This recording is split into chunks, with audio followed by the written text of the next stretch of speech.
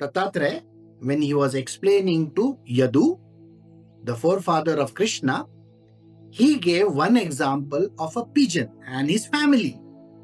It's not just one pigeon. It's the pigeon, his wife, and his child.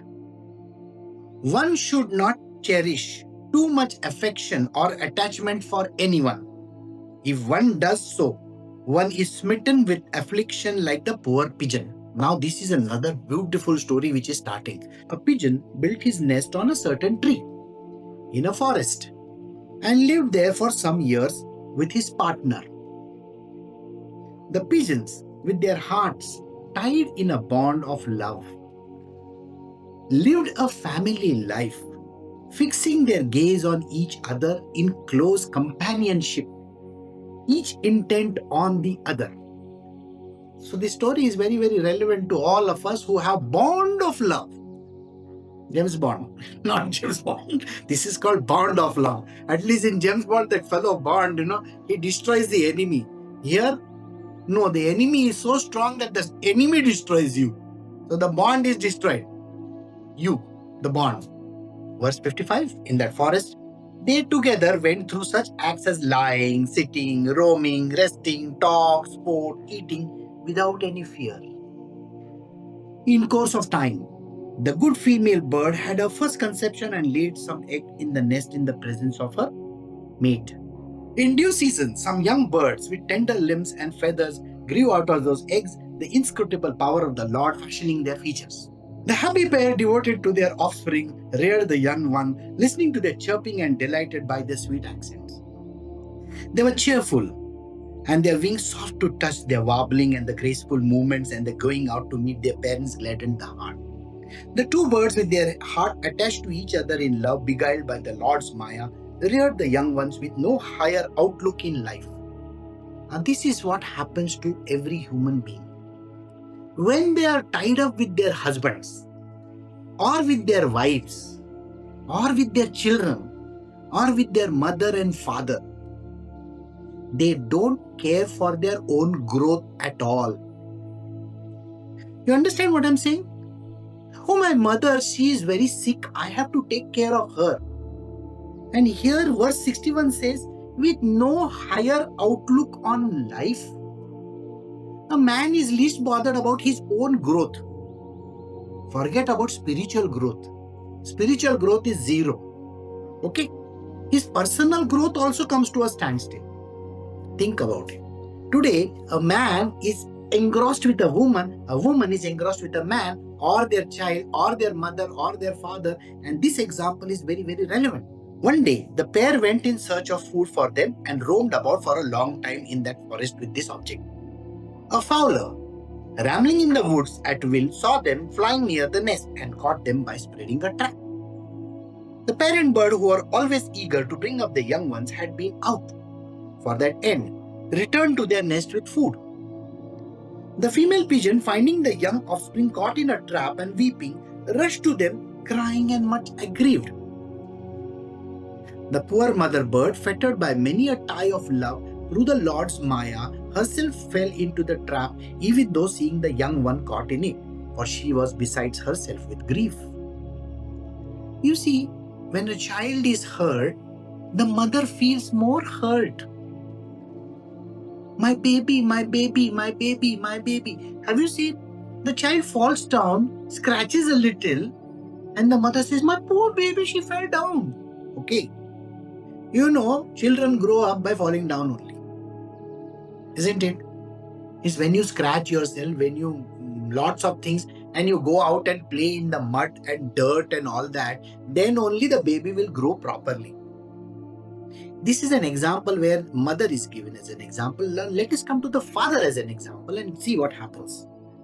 The poor male pigeon too, finding the young one, who were more to him than his own self, as well as his beloved partner, who was fit match for him, caught in the trap, wept sorely afflicted.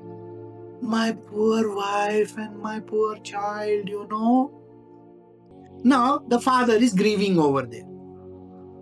These are the things which traps a person. Now I want you to think very carefully why this story is given over here. The story is going to be the destructive end of all the three. Human beings get caught up in this misery in their life, thinking about their husbands, wives, children, parents, relatives, and they do not care about their life. And they get caught in this trap. So first, they don't have any material growth. Second, they don't have any spiritual growth. The spirituality goes out of the window. What does the male pigeon say? Alas, behold my calamity. Unlucky and wicked that I am. Before I have even satisfied and have attained the consummation of life, my home, which conduces to the threefold end of life, is gone. Now, that my wife, who was a match for me, always agreeable, who looked upon me as her husband, as God, has ascended to heaven with her virtuous children, leaving me behind in this lonely house. Wow. You know, spirituality is a very harsh subject. If you don't want to listen to it, you are free to go. You understand? You need to listen to it, because if you really want out of this life, you please understand this. You want to meet the same idiot once again in your life? I mean, think about it. You might have already spent a gazillion years with this person and you still want to be with that person? What kind of nonsense are you talking about? Whether it's your mother, father, husband, wife, children, you want to see the same kind of people all your life, this life, next life, next life, next life, next life. You keep on counting. And not one miserable life. Okay, I want the next miserable life also, the worst kind. Still more miserable, the next worst kind. And it goes on and on. And that is what people love. They want to get so much attached to their, dearly beloveds, that they want to enjoy them not only in this life, but in every other blessed life of theirs. I think this is the misery that they want to face. For what purpose shall I desire to live from this deserted house, miserable and afflicted, a widower with all my children gone, to whom life would mean nothing but woe? See, old man is talking like this. Ab main kya karunga? I am going to be alone over here, sitting over here, doing nothing. How many reasons can a person give for getting into attachment? How many reasons can a person give? Dattatreya is very harsh on people who are called, remember the word which he used? I didn't say that word. I'm just saying foolish, idiot, stupid. Okay? He used that word, but I don't know. So these foolish people get trapped into this and they keep on talking this kind of a language. Even though seeing them caught in the trap, almost in the jaws of death and struggling in that pitiful way, he too lost his senses and woebegone fell into it himself. The cruel fowler, getting the pigeon who was intent on family life with his partner and the young one, was satisfied and went home. Thus the miserable family man, with his senses uncontrolled and taking delight in the pair of opposites, maintains his family and, like the bird, comes to grief together with his belongings. He who attains a human birth, verse 74, which is like an open gateway to liberation, is attached like a bird to the family concerns merely, is considered as the one who has fallen from the status. This is a very dangerous verse for you to listen to. Everybody who is attached to somebody should listen to this verse carefully. He who has attained the human birth, which is like an open gateway to heaven, to liberation or heaven, is attached like the bird to the family concerns merely, is considered the one who has fallen from his status. Those who are so much attached to their family, their dear ones, their near ones, to their parents, to their children, to their husbands, to their wives, to their friends, to their relatives, they do not understand what liberation means. And they have fallen from the status. Dattatreya is very clear in saying, if you are attached to any person in this world, you have fallen down in the status. Status of what? You can never ever rise again. You are going to get trapped in that husband-wife syndrome. You're going to get trapped in that mother, father, brother, sister, husband, wife, the children, all these, they are going to trap you into this world, and liberation is not going to be there for you. You think this is a threat? Some idiots in my life, they tell me, Don't tell me about this. This is like a threat you are putting on my head.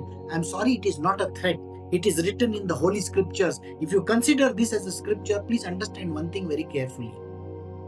It's a scripture I'm talking about. And it is not a threat. The more you are concerned with your husband, wife, the more you are concerned with your children, the more you are concerned with your mother, father, brother, sister, or whoever it might be. Understand one thing, your story is exactly like these pigeons. And you are also going to get trapped in your life, and that life where you will never ever be able to come out of it. So don't try to pander to anybody. Neither your husband, wife, or mother, father, or whoever, no relative. After this, I'm going to say relative. Don't pander to any relative of yours, the near ones or the far ones. Don't even pander to them. Don't bother what they are supposed to do and what they are not supposed to do. God has given them life so that they can take care of themselves. Okay? I don't know whether this verse is understood by you or not. But if you have not understood this verse, please understand this. Your future is doomed.